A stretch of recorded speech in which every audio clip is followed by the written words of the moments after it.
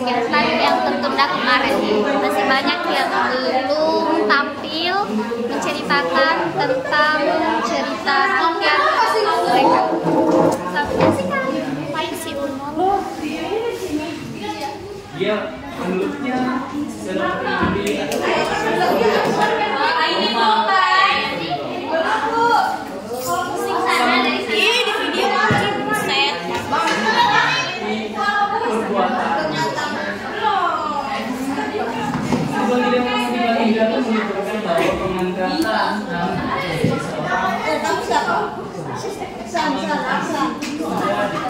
Namanya TikTok song. Di mana?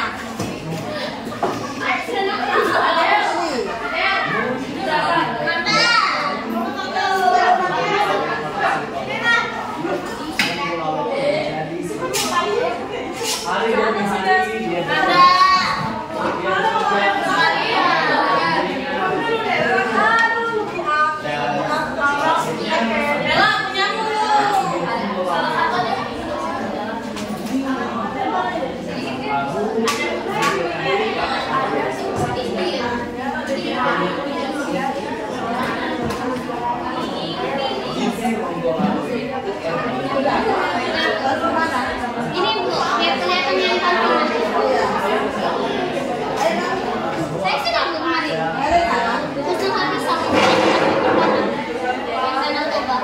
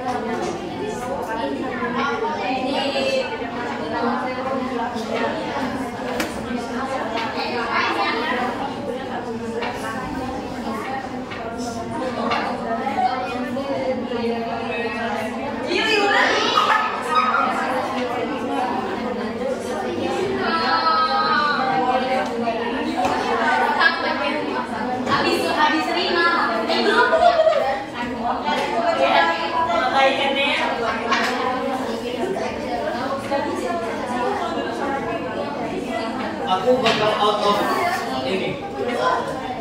Ini cuma kayak poin-poin doang. Aku bakal menceritakan secara singkat padat dan jelas. Dan beserta apa namanya? Beserta nasihat-nasihat. Yang dapat kita petik dari cerita ini adalah jangan iri terhadap pencapaian orang lain dan jangan iri terhadap pencapaian orang lain.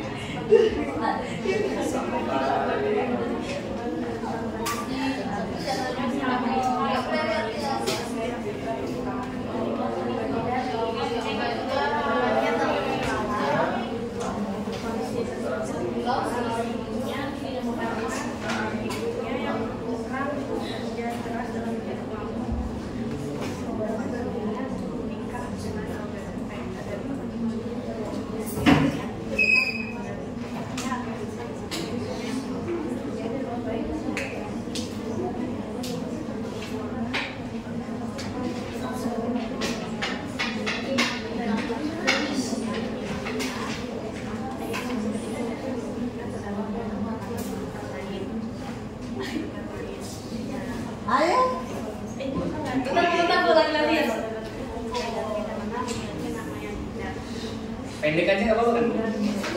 Kan kita menceritakan kembali Bu ya. Iya. Saya poin-poinnya aja. Pokoknya cerita kamu. Apa Ibu panggil aja ya? Iya Bu, panggil. Siapa? Iya.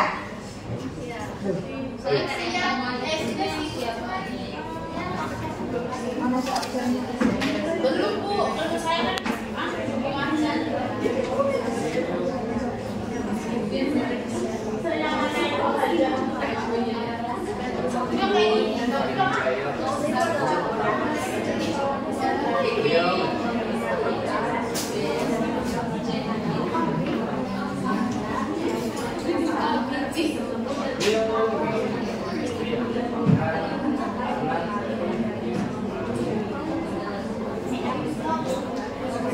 Ada Dwi kah? Dwi, suratku mana? Sang Prabu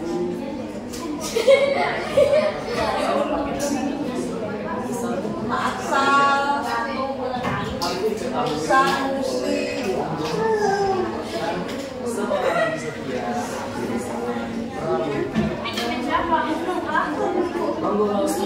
aku sebelum Yakin.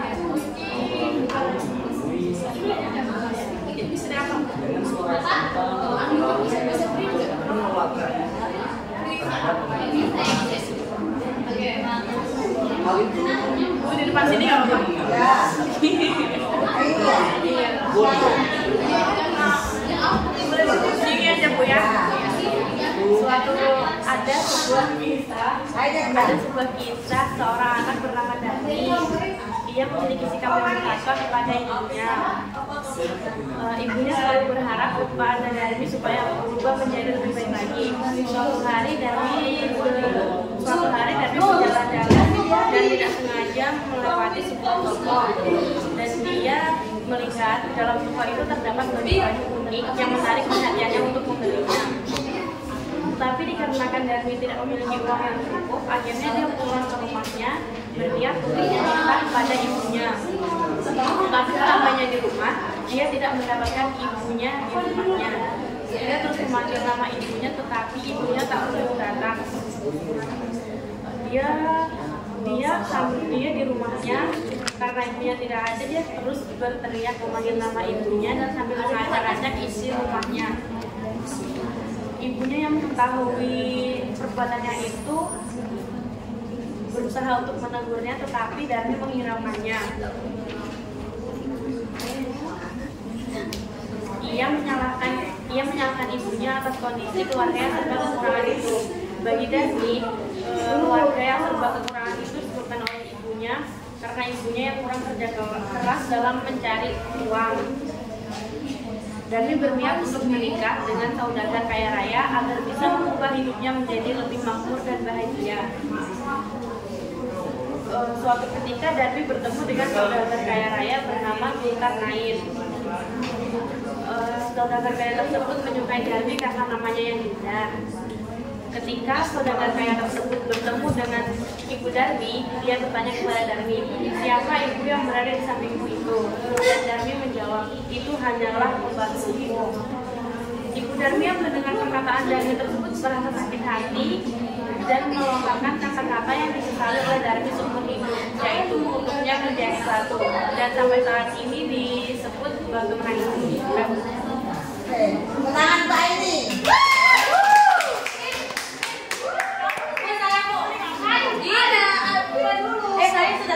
setelah ini saya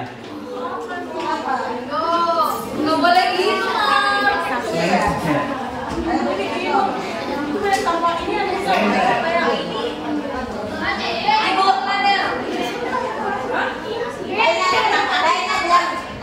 Kalau mengapa kalau pakai suara ya supaya yang makan. Saya akan menceritakan tentang kisah Coban Rondong Malam.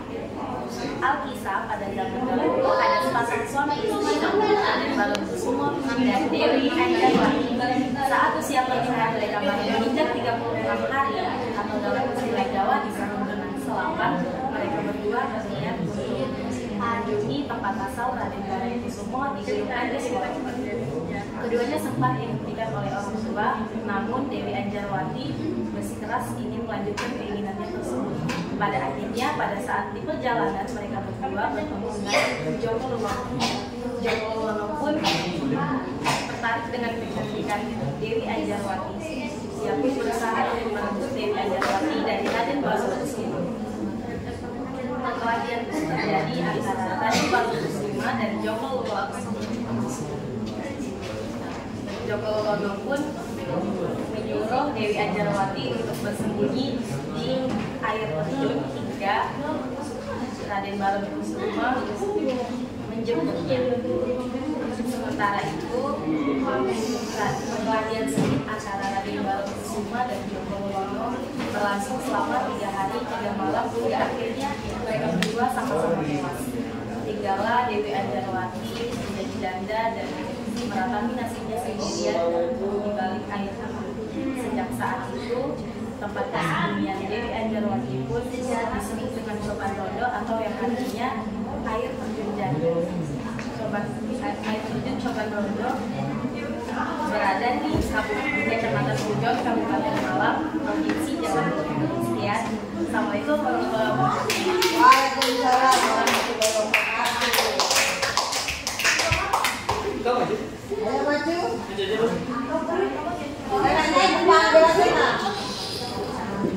Masuk Alfan. Siapa? Safitri, silakan.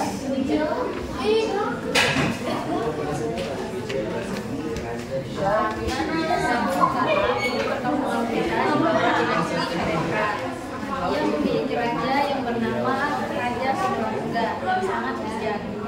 Suatu hari terjadi bencana alam yang membuat kerajaan Purbalingga berikutun rumah warga masyarakat.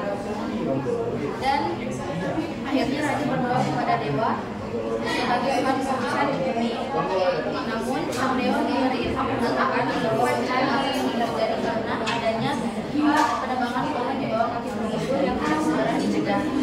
Dan kemudian sang raja mencari solusi dan akhirnya ia menanami kembali pohon di bawah kaki penghibur dengan jumlah yang sangat banyak.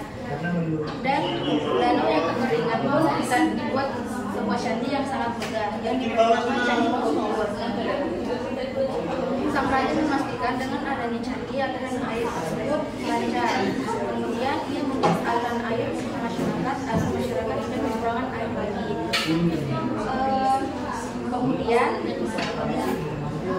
Kemudian masyarakat juga bebas dalam beribadah.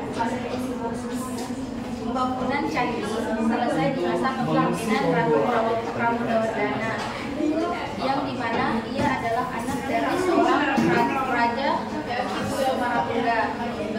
Namun di bawah kepemimpinan Ratu Pramodawardhani banyak terjadi masalah. Terjadi longsor di bawah kaki Borobudur yang menyebabkan banyak warga masyarakat tewas dan menimbun sebuah candi. Akhirnya warga masyarakat yang selamat pun akhirnya memilih untuk meninggalkan wilayah tersebut dan berimigrasi ke wilayah yang lebih aman. Akhirnya candi dan kerajaan pun ditinggalkan.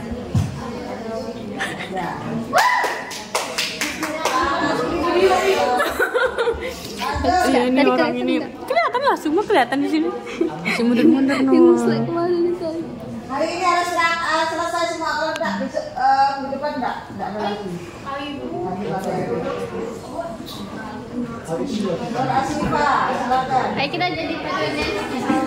Apa dia bilang? Waalaikumsalam Ini juga warahmatullahi belum. Belen wabarakatuh. kurang ajar. Bahasa Inggrisnya sudah kan? Udah tuh orang ini ngapain? Bahasa Inggrisnya udah. Udah kayak yang anu bahasa isyarat itu. Kamu diambil. Masuk. Iya Allah pendek jauh. Yang merupakan pemimpin pergerakan dan Husnul jangan ganggu. Ibu kurangi aja nilainya kalau ganggu. pada tanggal 9 April 1859. Saat itu Pangeran Kasari memilih sekitar 6.000 orang. Dia dibuat kerepotan. Memang apa? Ininya belum? Agamanya? Pada Ini? awal Belum. Baru disingkat. Namanya paragraf jadi udah pusing. Sultanan Banjar, Pangeran Kasari sang pemimpin yang peduli terhadap rakyatnya menolak atas penindasan yang dilakukan oleh VOC, yaitu perusahaan perdagangan Belanda. Pangeran Kasari melakukan perlawanan terhadap pasukan VOC dengan mempersatukan suku Dayak di Kalimantan Selatan. Perlawanan yang dilakukan sang pangeran membawa pengaruh yang sangat besar, sengit, dan mendalam terhadap kekuasaan kolonial pada saat itu. Sayangnya, perlawanan yang dilakukan sang pangeran tidak menghasilkan kemenangan mutlak. Pada tahun 1802, Pangeran Antasari ditangkap oleh pasukan VOC dan diasingkan di Pulau Jawa. Kerennya ini nah jadi artis. Semuanya aku lagi. Apalin dulu saya. Yang mewabah saat itu di Surabaya. Jadi zoom. Meskipun Pangeran Antasari telah tiada, Jangan Kim. meskipun Kasihan dulu kan Pangeran nanti. Antasari telah tiada,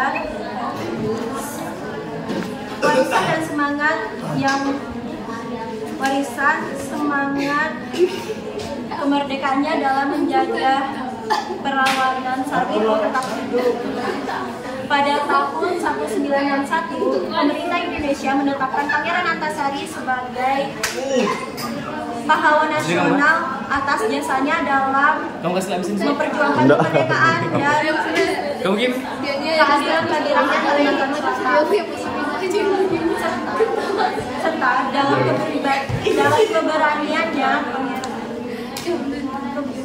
keberaniannya dan dalam melawan penjajah dan melindungi rakyatnya. Pangeran itu mendapatkan simbol perlawanan dan partisipasi. Sekian dari saya. Wassalamualaikum warahmatullahi wabarakatuh. Waalaikumsalam. Ini weh, tugas dulu, tugas selesai nanti dulu itu baru. Itu dulu. Yang kayak ini. Saya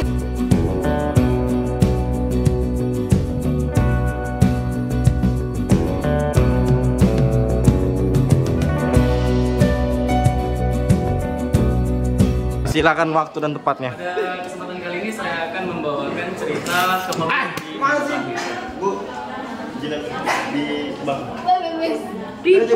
pada saat itu Raden Wijaya berhasil menjadi raja pertama di Majapahit. Beliau mengawini 4 orang istri yang merupakan anak dari Prabu Kartanegara.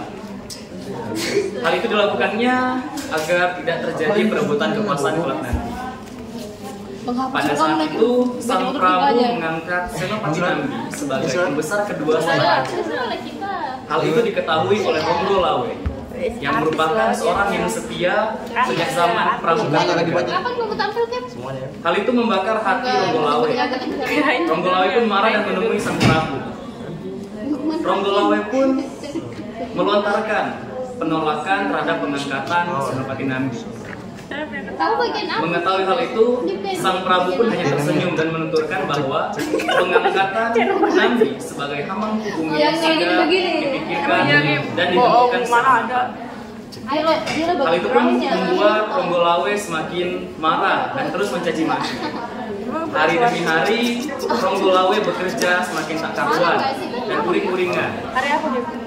Hal itu pun diketahui oleh Sang Prabu. Sang Prabu memanggil Ronggolawe untuk menghadap Sang Prabu. Dan pada saat itu juga, Sang Prabu memutuskan untuk mengusir Ronggolawe dari kerajaan Majapahit. Sekian, terima kasih. Sudah, Bu. Waalaikumsalam.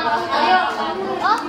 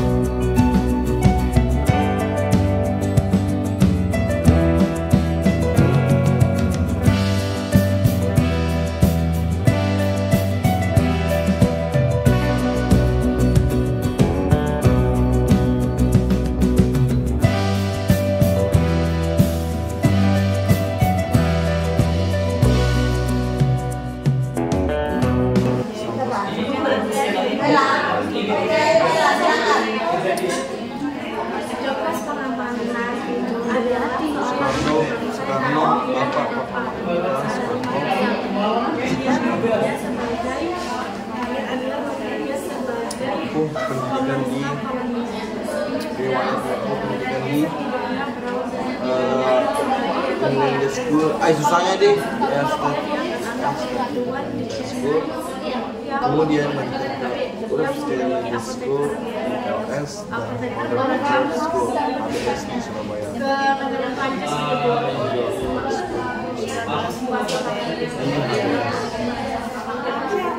Ya, sampai situ ada Bu. Masih ada sih lanjutannya. Dia sempat mengajak si pengacaranya. Dia sempat meminta pendidikannya Eropa sebelum pindah ke India. Dia bekerja sebagai polisi negeri. Sudah Bu? Cepat Mel. Iya kan intinya ada. Sudah. Sabar ya Bu, sabar ya Bu. Bu.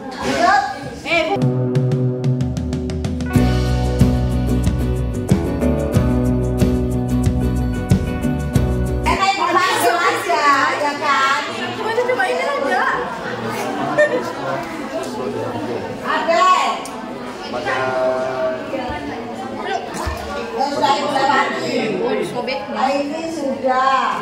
Yo Ibu. Angelina. Angel. Selesai. Ini tahun 1940-an Jepang Indonesia. Mana bahan teh lupa. Apa sih? Yang penting dapat nilai aja. Kalau aku beli. Lumayan tebal. 90-an. Rankingnya hilang. Coba cek Bisa loh. Dan mudah-mudahan Sama. ngerinya. Kurang aja. Apa? Pintar sekali. Iya.